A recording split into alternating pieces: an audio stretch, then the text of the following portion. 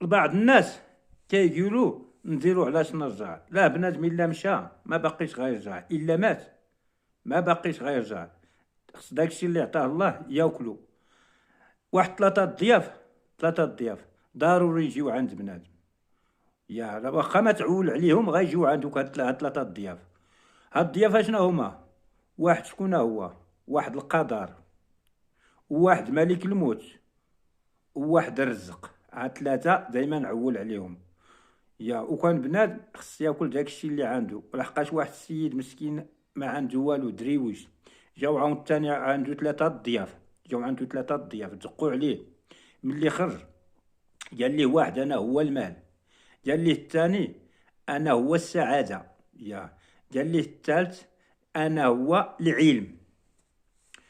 وكيفكر هو بغى يدخل المال. ملي دخل عند المراه ديالو قالت لي مراتو بغينا حنا غير السعاده، نعيشوا غير بسعاده.